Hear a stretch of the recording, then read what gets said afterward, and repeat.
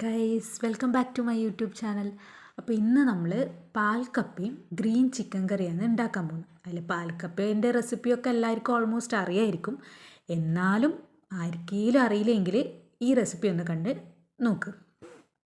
അപ്പോൾ അതിന് ഫസ്റ്റ് നമ്മൾ കപ്പ ചെറിയ കഷ്ണങ്ങളാക്കിയിട്ട് ഇങ്ങനെ എടുക്കുക, നല്ല വൃത്തിയാക്കിയിട്ട് കഴുകിയിട്ട് എടുക്കുക. അപ്പോൾ ഇതൊരു 3/4 കിലോ കപ്പ ഉണ്ടാവുമായിരിക്കും. ഇനി ഇതിലോട്ടേക്ക് നമ്മൾ അത്യാവശ്യത്തിന് വെള്ളം ഒഴിച്ച് കുറച്ച് ഉപ്പ് ഇട്ടിട്ട് അടച്ചു വെക്കുക വേവിക്കാൻ. കുറച്ച് സമയം ഇത് വേവണം. കപ്പ വേവുന്ന ടൈം കൊണ്ട് നമുക്കൊരു കൂട്ട് തയ്യാറാക്കാം. ഇതിന് വേണ്ടത് 4 ചെറിയുള്ളി, പിന്നെ 2 അല്ലി വെളുത്തുള്ളി, 4-5 കാന്താരിമുളക്. അപ്പോൾ ഇത്രയും ചേർത്തിട്ട് ഇതൊന്ന് ചതച്ചെടുക്കുക. മിക്സിയിലിട്ട് അടിക്കുന്നതിനെക്കാട്ടിലും നല്ലത് ചതച്ചെടുക്കുന്നതായിരിക്കും. കാരണം മിക്സിയിലിടുമ്പോൾ അതൊരു പേസ്റ്റ് കണക്കാവും. ചതക്കുന്നതായിരിക്കും കുറച്ചുകൂടി നല്ലത്.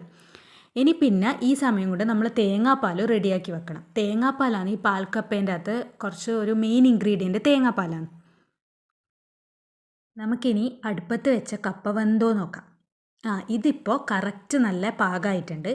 ഇനി ഈ വെള്ളം ഉണ്ടല്ലോ, ഇത് നമ്മൾ ഊറ്റിക്കളയാം. അപ്പോൾ വെള്ളമെല്ലാം ഊറ്റിക്കളഞ്ഞ് നമ്മളിത് തിരിച്ച് സ്റ്റൗവിലേക്ക് ആദ്യം വെച്ചിട്ടുണ്ട്. ഇനി ഇതിലോട്ടേക്ക് നമ്മൾ നേരത്തെ തയ്യാറാക്കി വെച്ച ഉള്ളി ചതച്ചതുണ്ടല്ലോ, അത് ഇട്ട് കൊടുത്ത് തേങ്ങേൻ്റെ 2-ാം പാലും ചേർത്തിട്ട് നന്നായി ഇളക്കി യോജിപ്പിച്ച് ഒന്ന് അടച്ചു വെക്കുക. ഇനി ഇത് ഒരു 5 മിനിറ്റോളം തിളക്കാൻ വെക്കാം. ഇതിപ്പോൾ കുറച്ച് റെഡിയായി വരുന്നുണ്ട്. ഇനിയിപ്പോൾ അടുത്തത് നമ്മൾ തേങ്ങേൻ്റെ 1-ാം പാല് ചേർക്കണം. ഇതും ചേർത്ത് ആവശ്യത്തിന് ഉപ്പുണ്ടോ നോക്കാം. അതും ചേർത്ത് നമ്മൾ ഒന്നുകൂടി ഇതൊന്ന് തിളക്കാൻ വേണ്ടിയിട്ട് വെക്കാം. ഇനി നമ്മൾ ഇതിന് വറുത്തിടാനാണ് പോകുന്നത്. അപ്പോൾ ഒരു ചീനച്ചട്ടി അടുപ്പിലേക്ക് വെക്കാം. കുറച്ച് വെളിച്ചെണ്ണ ഒഴിച്ച് കടുക് പൊട്ടിക്കാം.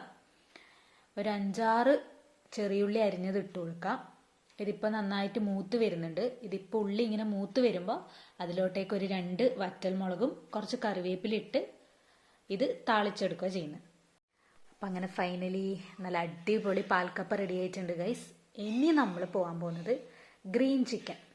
അപ്പോൾ ഈ ടൈമും ഉണ്ട്. അതിൻ്റെ ഇടയിൽ ഞാൻ പറയാൻ വിട്ടുപോയി, ചിക്കൻ മാരിനേറ്റ് ചെയ്ത് വെച്ചിട്ടുണ്ടായിരുന്നു. അതിൻ്റെ റെസിപ്പി കൂടി ഞാൻ കാണിച്ചു തരാം. ഇതിപ്പോൾ നല്ല വൃത്തിയാക്കിയ ചിക്കനാണ്. ഇതിപ്പോൾ ഒരു 1/2 കിലോ ചിക്കൻ ഉണ്ടാവും. ഇതിലോട്ടേക്ക് നമ്മൾ 1 ടേബിൾ സ്പൂൺ മഞ്ഞൾപ്പൊടി, 2 ടേബിൾ സ്പൂൺ തൈര്, 1 ടേബിൾ സ്പൂൺ ഇഞ്ചി വെളുത്തുള്ളി പേസ്റ്റ്, പിന്നെ ആവശ്യത്തിന് ഉപ്പ്, ഇത്രയും ചേർത്തിട്ട് നന്നായിട്ട് മാരിനേറ്റ് ചെയ്യാൻ വേണ്ടിയിട്ട് വെക്കുക. ഇനി ഒരു വെല്ലുള്ളി എടുത്ത് കുറച്ച് ചെറുതായിട്ട് അരിഞ്ഞിട്ട് അതും മാറ്റി വെക്കാം. നമ്മളിനി ഒരു കുക്കിംഗ് പാൻ എടുത്ത് സ്റ്റൗവിൽ വെച്ചു. 2 ടേബിൾ സ്പൂൺ വെളിച്ചെണ്ണ ഒഴിക്കുക. 1 ടേബിൾ സ്പൂൺ നെയ്യും കൂടി ഒഴിച്ചു കൊടുക്കുക. ഇനി ഇതിലോട്ടേക്ക് നമ്മൾ നേരത്തെ അരിഞ്ഞു വെച്ച ഉള്ളി ചേർക്കാം.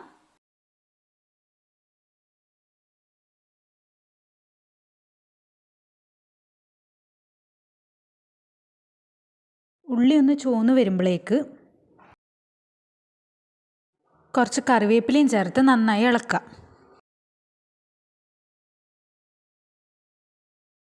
പിന്നെ ചിക്കനും ചേർത്തിട്ട് നന്നായി ഇളക്കി അടച്ചു വെക്കുക.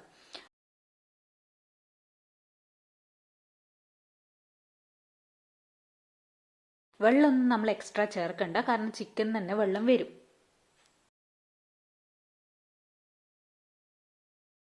ഇനിയിപ്പോൾ ചിക്കൻ ഇവിടുന്ന് റെഡി ആകുമ്പോഴേക്ക് നമുക്ക് അതിന് വേണ്ട ഒരു മസാല റെഡിയാക്കി എടുക്കാം.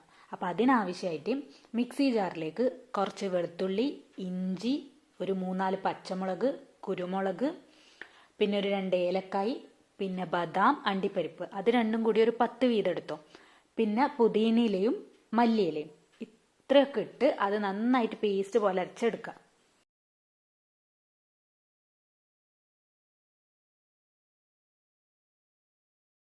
ഇനി നമുക്ക് മെല്ലെ പോയിട്ട് ചിക്കൻ വെന്തോ നോക്കാം.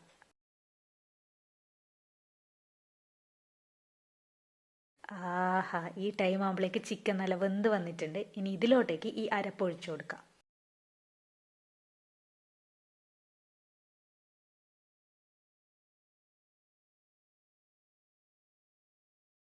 ഇനി ഇത് ഒരു 5 മിനിറ്റോളം തിളക്കാൻ വെക്കാം. ഓക്കെ, നമ്മൾ ചിക്കൻ നന്നായിട്ട് തിളച്ച് വരുന്നുണ്ട്.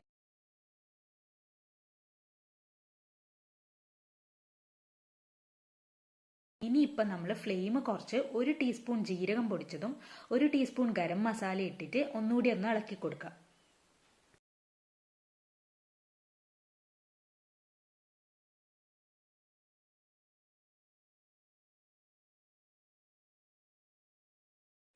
ഇനി ആവശ്യത്തിന് ഉപ്പും ഇട്ട് സ്റ്റൗ ഓഫാക്കി സിമ്പിൾ നമ്മൾ ഗ്രീൻ ചിക്കൻ കറി ഇവിടെ റെഡി. അപ്പോൾ നിങ്ങളെല്ലാവരും പാൽക്കപ്പയും ഗ്രീൻ ചിക്കൻ കറി ഉണ്ടാക്കിയിട്ട് എങ്ങനെയാണെന്ന് കമൻസിൽ അറിയിക്കണം. അതുപോലെ എൻ്റെ ഈ ചെറിയ ചാനൽ നിങ്ങൾക്ക് ഇഷ്ടപ്പെട്ടിനെങ്കിൽ ഒന്ന് സബ്സ്ക്രൈബ് ചെയ്തേക്ക്. അതുപോലെ ഇവിടെ തൊട്ടടുത്തുള്ള ബെൽ ബട്ടണും ഒന്ന് പ്രസ് ചെയ്തേക്ക്. എന്നാലേ നിങ്ങൾക്ക് പുതിയ വീഡിയോ ഇടുമ്പോൾ അതിൻ്റെ നോട്ടിഫിക്കേഷൻസ് വരും. അപ്പോൾ നമുക്ക് അടുത്ത വീഡിയോ ആയിട്ട് വീണ്ടും കാണാം. അൻടിൽ ദെൻ ബൈ.